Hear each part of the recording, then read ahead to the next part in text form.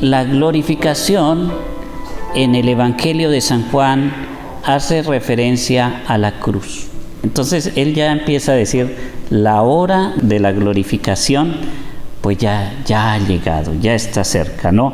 Pues se coloca justamente este Evangelio en este tiempo, en este momento, porque en realidad sí, ya el próximo domingo es Domingo de Ramos, entonces ya empezamos a vivir ese momento fuerte de la glorificación de Jesús a través de la cruz. Dice el profeta Jeremías, se acerca el tiempo, dice el Señor, en que haré con la casa de Israel, con la casa de Judá, una nueva alianza.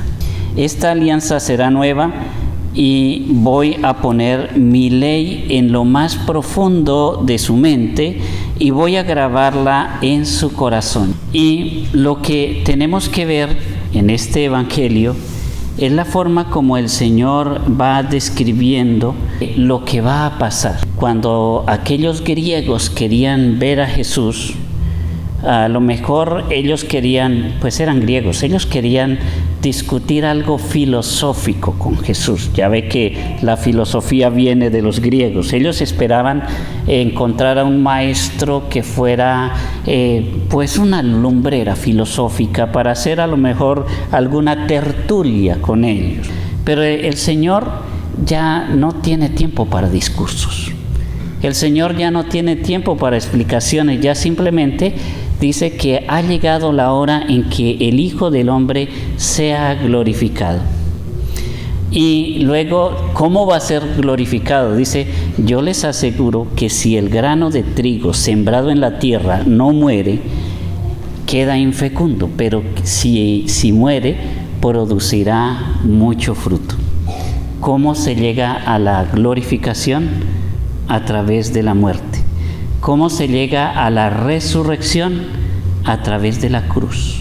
No se le puede quitar ese antes, porque pues nosotros humanamente sí queremos la glorificación.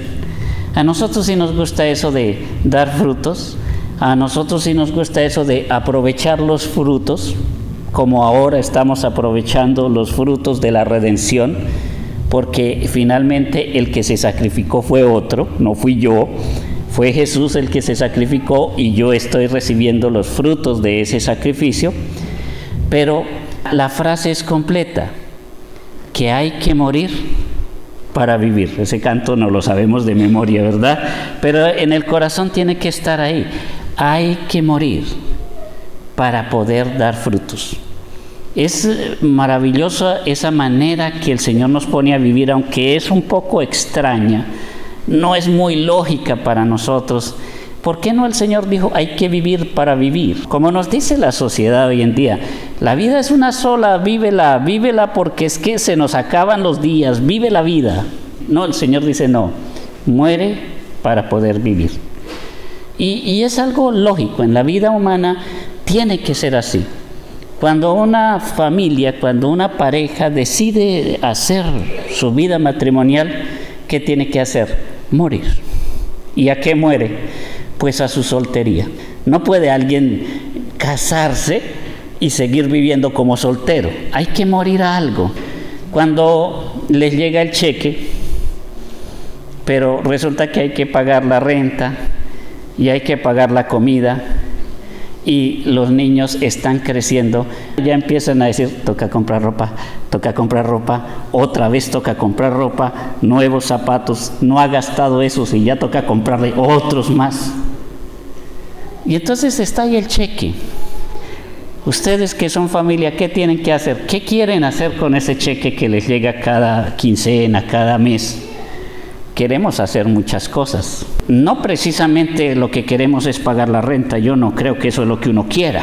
Es lo que le toca hacer. Pero si esos 1000 y tantos sobraran, sería genial, ¿verdad? Sería genialísimo. Pero hay que morir. Hay que morir a mis gustos. Hay que morir a mis antojos para empezar a vivir en la responsabilidad. Y así con la salvación es lo mismo. antes de recibir nosotros el cielo, tenemos que hacer el camino de la cruz. Y el Señor dice que Él hace ese camino, que Él muere primero, pero que nosotros seguimos el camino de Él. Dice, el que quiera servirme, que me siga, para que donde yo esté, también esté mi servidor. Y el que me sirve será honrado por mi Padre. Pero ¿cómo es el servicio que nosotros prestamos al Señor? Cargando la cruz, cargando la cruz. ¿Y da miedo? Da miedo, da mucho miedo. Realmente es difícil. Comprometerse es difícil. Cuando a un seminarista, ya después de 4, 5, 6 años, le empiezan a decir, prepárese, ya va a ser sacerdote, ¿da miedo? Da mucho miedo. En realidad uno está listo después de 8 años de preparación en el seminario para entregarle toda la vida al Señor. No, no está listo. Y cuando el novio le pide la mano a la novia y le regala el anillo, ¿da gusto? Sí, da gusto. ¿Da miedo? Sí, da miedo. Algunos dicen, no, yo no me caso, es que me da miedo que se acabe el matrimonio. Claro que da miedo. Y al Señor le dio miedo también, ¿no? Entonces, por eso Él dice, ahora que tengo miedo, no lo negó, ahora que tengo miedo, le voy a decir a mi Padre, Padre, líbrame de esta hora. Y Él expresa con una naturalidad sus sentimientos, cosa que a nosotros a veces nos da miedo, expresar con la misma naturalidad los sentimientos. ¿Por qué no nos va a dar miedo? ¿Por qué no vamos a llorar? ¿Por qué no vamos a sufrir? El camino de la cruz para Jesús y la decisión inicial fue tremenda. La oración de Jesús en el huerto es tremenda. El sufrimiento, las lágrimas, el sudor de sangre es tremendo. Es un sufrimiento diciendo, tengo que hacerlo, pero me da miedo.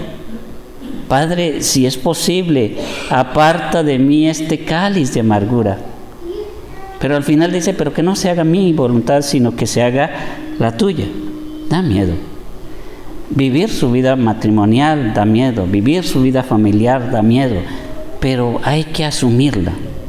Dice, voy a decirle al Padre, Padre, líbrame de esta hora. No, pues precisamente para esta hora he venido. Padre, dale gloria a tu nombre. Y se oyó una voz que decía, lo he glorificado y lo volveré a glorificar. Nuestras oraciones muchas veces son para quitar el sufrimiento. Y son erróneas, porque el sufrimiento hace parte de nuestra vida. Claro, uno no quiere sufrir por sufrir, tampoco. Pero no se trata de que me caso y ya no voy a sufrir. A mí me sorprende mucho la carta a los hebreos, la que leímos hoy. Ese texto en primer momento es casi incomprensible. Dice, Cristo durante su vida mortal ofreció oraciones y súplicas con poderoso clamor y lágrimas a aquel que podía librarlo de la muerte. Oró a aquel que podía librarlo de la muerte y dice, y fue escuchada su súplica.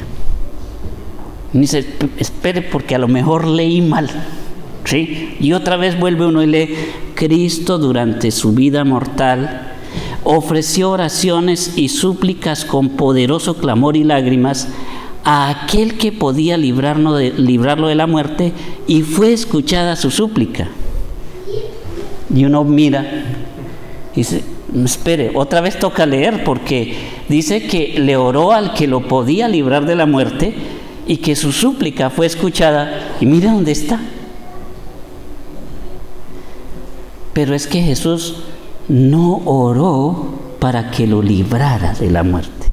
Oró al que podía librarlo de la muerte, pero oró fue para que le diera fuerza y poder hacer su labor, aunque su labor le costara la vida. No es librarse del matrimonio, no es librarse del sacerdocio, no es librarse del problema.